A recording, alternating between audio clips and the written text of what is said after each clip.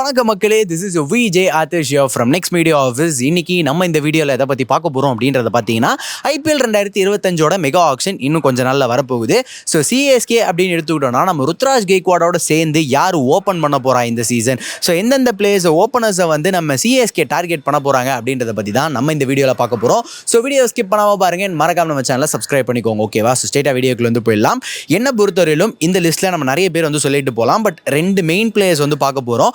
And first வந்து நீங்கள் கண்டிப்பாக கேட்பீங்க, Rachin Ravindra and Devon convey, இவங்க ரெண்டு பிளேயரில் யாராவது ஒருத்தராச்சும் ஆர்டிஎம் பண்ண மாட்டாங்களான்னு கேட்பீங்க. கண்டிப்பாக இந்த ரெண்டு பிளேயரில் ஒருத்தர் வந்து ஆர்டிஎம் பண்ணுவாங்க. பேஸ்ட் ஆன் அந்த ஆக்ஷன் டைனமிக்ஸ் எப்படி போகுது, என்னென்ன ரேட் போகுது அப்படின்னு பார்த்துட்டு யாராவது ஒருத்தரை கண்டிப்பாக வந்து ஆர்டிஎம் பண்ணுவாங்க. அப்படி இன்கேஸ் பண்ண முடியலை, இந்த ஆக்ஷனே வந்து வேற ஒரு இதில் வந்து நோக்கி போய்கிட்டு இருக்கு, சிஎஸ்கே சைடில் போகல அப்படின்னு வச்சுக்கோங்களேன், அப்போ நான் ஒரு ரெண்டு பிளேயர் வந்து சொல்கிறேன். ரைட் ஹேண்டர் பேட்டர் அப்படின்னு எடுத்துக்கிட்டோன்னா நம்ம ஃபேஃப் டு பிளஸிஸ் வந்து சொல்லலாம். கண்டிப்பாக ஃபேஃப் டு பிளஸிஸ் திருப்பி ஹோம் கம்மிங்காக வரணும் அப்படின்னு சொல்லிட்டு எல்லா ஃபேன்ஸுக்குமே வந்து இது ஒரு ஆசையாக இருக்கும். நம்ம போன சீசன் கூட வந்து பப்ளிக் ஒப்பீனியன் எடுக்கும்போது நிறைய பேர் ஃபேஃப் வந்து திருப்பி எல்லோ ஜெர்சியில் வரணும்னு ஆசைப்பட்டாங்க ஃபேன்ஸ். ஸோ அப்படி ஃபேன்ஸோட ஆசையாகவும் இருக்கட்டும், டீமோட ஒரு கான்ட்ரிபியூட்டராகவும் இருக்கட்டும், ஃபேஃப் டு பிளஸிஸ் திருப்பி வந்து ருத்துவோட சேர்ந்து ஓப்பன் பண்ணாருன்னு வச்சுக்கோங்களேன், அவ்வளோதாங்க. அந்த ஒரு டாப் 3 வந்து பார்த்தீங்கன்னா செம்ம ஸ்ட்ராங்காக இருக்கும்னு நினைக்கிறேன். ஏன்னா இவங்க ரெண்டு பேர் நல்லா செட் ஆகிட்டாங்கன்னா அதுக்கப்புறம் நம்பர் 3 சிவம் டூபே பார்த்துப்பாரு. ஸோ அந்த ஒரு 3மே வந்து சூப்பராக வந்து செட் ஆகிடும் அப்படின்றதுல எந்த விதமான சந்தேகமும் கிடையாது. அண்ட் ஃபேஃப் டு பிளஸிஸுக்கு இந்த சீசனில் அதிகமான அமௌண்ட்டு போவாங்களான்னு கேட்டால் எனக்கு தெரிஞ்சு கொஞ்சம் கம்மியாக தான் வந்து அமௌண்ட்டு போகும்னு நினைக்கிறேன். ஏன்னா இப்போ நிறைய ஓப்பனர்ஸ் வந்து வந்துட்டாங்க அண்ட் நல்லாவும் வந்து பெர்ஃபார்ம் பண்ண ஆரம்பிக்கிறாங்க, யங்ஸ்டர்ஸாகவும் இருக்காங்க. அப்படின்னும் போது அவங்க மேலே நம்ம வந்து கொஞ்சம் அமௌண்ட் இன்வெஸ்ட் பண்ணோம் அப்படின்னா ஒரு லாங் டேர்மில் அவங்களுக்கு யூஸ் பண்ணலாமே அப்படின்னு சொல்லிட்டு மற்ற டீம்ஸ் யோசிப்பாங்க. ஆனால் சிஎஸ்கே யோசிக்க மாட்டாங்க இப்படி. ஏன்னா சிஎஸ்கே பொறுத்தவரையிலும் சிஎஸ்கே ஒரு டேடி சாமி அப்படின்னு சொல்லிட்டு பேர் பெற்ற ஒரு டீமாக இருக்குது. அண்ட் சிஎஸ்கேவும் வந்து பார்த்தீங்கன்னா எக்ஸ்பீரியன்ஸுக்கு தான் எப்பயுமே வேல்யூ அதிகமாக கொடுப்பாங்க. ஸோ அந்த வகையில் பார்க்கும்போது சிஎஸ்கே ஒரு யங்ஸ்டருக்கு போய் எடுக்கிறத தாண்டி ஒரு ஃபேஃப் டு பிளஸ் மாதிரியான பிளேயரை வந்து எடுக்க வாய்ப்பு இருக்குது. இஃப் இன்கேஸ் இப்படி கூட நடக்கலாம், ஒரு ரச்சின் ரவீந்திரா இல்லை டெவான் கான்வே டீம் உள்ள கொண்டு வந்துட்டு அதுக்கப்புறம் ஃபேஃப் டு பிளஸஸ் ஒரு 2 கோடி 3 கோடிக்குள்ளே இருக்கார் அப்படின்னா கண்டிப்பாக ஃபேஃபையும் வந்து எடுத்து வைப்பாங்க ஒரு பேக்கப் ஆப்ஷனாக.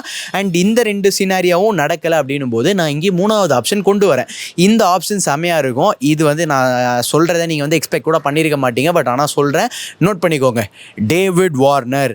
என்னடா டேவிட் வார்னர், இதுக்கு முன்னாடி எந்த சீசன்லையுமே நான் சிஎஸ்கே வந்து அவரை பிட் பண்ண ட்ரை கூட பண்ணது கிடையாது, ஆனால் அவரை நீ எப்படி சொல்கிற அப்படின்னு கேட்பீங்க. எஸ், சிஎஸ்கேக்கு ரைட் லெஃப்ட் காம்பினேஷன் எப்பயுமே வந்து ரொம்ப பிடிக்கும். அண்ட் எம்எஸ் தோனிக்குமே வந்து அந்த மாதிரியான டீமை வந்து செட் பண்ணுறதுக்கு ரொம்ப பிடிக்கும். ஸோ அந்த வகையில் வந்து பார்க்கும்போது டேவிட் வார்னருக்கு இப்போ மார்க்கெட் கம்மி. எப்படி நான் ஃபேஃப் டு பிளஸஸ்க்கு இப்போ அந்த ஒரு மார்க்கெட் கம்மி ஆச்சு அப்படின்னு சொல்கிறோம், அந்த மாதிரி மார்க்கெட் கம்மியாக இருக்குது. லாஸ்ட் ஒரு 2-3 சீசன் நம்ம நினச்சதை விட கொஞ்சம் கம்மியாக தான் வந்து பெர்ஃபார்ம் பண்ணார், ஆனால் டீசெண்டாக பெர்ஃபார்ம் பண்ணார். எக்ஸ்பெக்டேஷன் ஒன்று வச்சிருப்போம்ல, அந்த எக்ஸ்பெக்டேஷன் இல்லைனாலும் டீசெண்டாக வந்து டேவிட் வார்னர் வந்து பெர்ஃபார்ம் பண்ணார். எனக்கு தெரிஞ்சு டேவிட் வார்னரை வந்து இந்த சீசன்லையும் ஏதாவது ஒரு டீம் எடுப்பாங்க, பட் கம்மி அமௌண்ட்டில் எடுப்பாங்க அப்படின்னு சொல்லிட்டு மனசு கொஞ்சம் வலிக்குது. ஏன்னா டேவிட் வார்னர் வந்து நம்ம இன்னைக்கு நேற்று வந்த பிளேயர்ஸை பற்றி பேசுகிற மாதிரி கிடையாது. டேவிட் வார்னரை பற்றி பேசணும் அப்படின்னா எவ்வளோ விஷயங்களை பற்றி பேசலாம். அவர் ரொம்ப அக்ரெசிவாக இருந்து ஒரு காலகட்டத்தில் இவர் வந்துட்டாலே அவ்வளோதான், மேட்ச் முடிஞ்சு போச்சு, நம்ம டீம் காலி அப்படின்னு நினைக்கிற சீசன்ஸ் எல்லாம் இருந்திருக்கு. அண்ட் அவர் ஆரஞ்ச் கேப்பை வச்சுக்கிட்டு கொடுக்காம இருந்த சீசன்ஸும் நிறைய இருந்திருக்கு. ஸோ அந்த மாதிரிலாம் இருக்கும்போது இப்போ அவர் கொஞ்சம் அப்படியே காமாக கம்போஸ்டாக, அந்த எஸ்ஆர்ஹெச்சோட ஒரு ப்ராப்ளம் நடந்து டிசிக்கு போனதுக்கப்புறம்லாம் மனுஷன் ரொம்ப மாறிட்டாருங்க, ரொம்ப சில்லாக இருக்கார். அவர் வந்து பாட்டில்ஸ் எல்லாம் எடுத்துகிட்டு கிரவுண்டுக்கு போய் பிளேயர்ஸோட கொடுக்குறதெல்லாம் பார்க்கும்போது எனக்கே வந்து மனசு கொஞ்சம் கஷ்டமாக இருக்குது. இதை பற்றி நானும் நிறைய வீடியோஸ்ல வந்து பேசியிருக்கேன். ஓகே, அதெல்லாம் அப்பார்ட், சிஎஸ்கேக்கு நம்ம டேவிட் வார்னர் எதனால் வரணும், அதுக்கு என்ன ரீசன்ஸ் இருக்குது அப்படின்றத பற்றி பார்த்துடலாம். சிஎஸ்கேக்கு வந்து அந்த லெஃப்ட் ரைட் காம்பினேஷன் பிடிக்கும்னு சொல்லியிருந்தேன் இல்லையா. ஸோ நம்ம டேவிட் வார்னர் ஒரு லெஃப்ட் ஹேண்டர் பேட்ஸ்மேன். ஸோ ஒரு ஃபேஃப் டு பிளஸிஸ் இல்லை, ஒரு டெவான் கான்வே இல்லை, அந்த மாதிரியான சுச்சுவேஷனில் ஒரு டேவிட் வார்னர் வந்தாங்க, ஓப்பனிங் பண்ணாங்க அப்படின்னா மாஸாக இருக்கும். இவங்க 2 பேருக்குள்ள அந்த ஒரு காம்பினேஷன் செட் ஆகிடுச்சுன்னு வச்சுக்கோங்களேன், அவ்வளோதான் மாசு. டாப் 3 டாப் 4 வந்து பயங்கரமாக செட் ஆகிடும். அண்ட் டேவிட் வார்னர் ஒரு நல்ல லீடர்ஷிப் குவாலிட்டி இருக்க ஒரு பிளேயர். அவர் வராரு அப்படின்னும் போது உள்ள டீமுக்குள்ளே இருக்க அந்த சின்ன சின்ன பிளேயர்ஸ் யங்ஸ்டர்ஸை வந்து பயங்கரமாக வந்து க்ரூம் பண்ணலாம், அவரோட ஐடியாலஜியை இம்ப்ளிமெண்ட் பண்ணலாம். ஒரு தலை டோனி இருக்குது, அதே இதில் வந்து பார்த்தீங்கன்னா டேவிட் டேவிட் வார்னர் இருக்காரு, அவரோட அந்த லீடர்ஷிப் குவாலிட்டி, அவர் ஆஸ்திரேலியாவில் எவ்வளோ மேட்சஸ் பார்த்துருப்பாரு, ஐபிஎல்ல எவ்வளோ மேட்சஸ் பார்த்துருப்பாரு, எவ்வளோ மேட்சஸ் வந்து ஐபிஎல்ல வந்து ஜெயிச்சு கொடுத்துருப்பாரு டீம்ஸ்க்காக. ஸோ அந்த ஒரு மைண்ட் செட் இருக்கும். அந்த விஷயங்கள்லாம் அவர் ஷேர் பண்ணும்போது டீம் இன்னுமே வந்து ஸ்ட்ராங் ஆகும். ஸோ அது ஒரு நல்ல அட்வான்டேஜ். டேவிட் வார்னர் ஐபிஎல்ல மட்டுமே 6000 ரன்ஸ் கிட்ட அடிச்சிருக்காரு.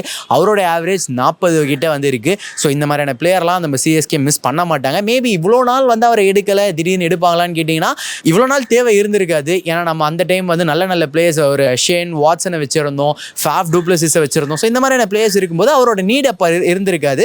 பட் இந்த சீசனில் கண்டிப்பாக ஒரு நீட் இருக்கான்னு கேட்டிங்கன்னா கண்டிப்பாக இருக்குது.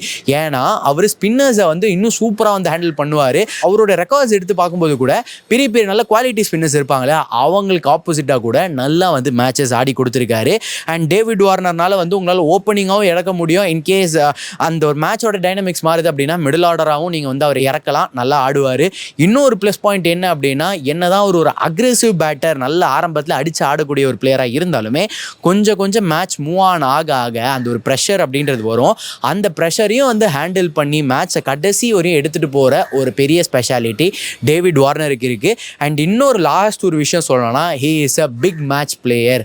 நீங்கள் பிளே ஆஃப்லாம் வந்துருச்சுன்னு வச்சுக்கோங்களேன், அப்போ அவரோட எக்ஸ்பீரியன்ஸ் அந்த இடத்துல உங்களுக்கு ரொம்ப ரொம்ப தேவைப்படும். இந்த மாதிரியான ஒரு ப்ரெஷரான சுச்சுவேஷனில் மனுஷன் ஈஸியாக காமாக வச்சு ஒரு ருத்துவோட வந்து ஓப்பனிங் பண்ணுறாரு அப்படின்னும் போது சூப்பராக வந்து அந்த பிளே ஆஃப் வந்து நம்ம என்ஜாய் பண்ணலாம். ஸோ என்னை பொறுத்தவரையும் டேவிட் வார்னர் வந்தார் அப்படின்னா நான் ரொம்ப ஹாப்பியாக ஃபீல் பண்ணுவேன். ஒரு ஃபாஃப் டூப்ளசிஸ், ஒரு கான்வே இல்லாத பட்சத்தில் டேவிட் வார்னர் வந்தால் நல்லாயிருக்கும். அண்ட் இதை பற்றி நீங்கள் என்ன நினைக்கிறீங்க அப்படின்றத மறக்காம கமெண்ட் செக்ஷனில் கமெண்ட் பண்ணி இந்த மாதிரியான வீடியோஸ்லாம் நீங்கள் பார்க்கணுன்னா மறக்காம நம்ம சேனலை சப்ஸ்கிரைப் பண்ணிக்கோங்க.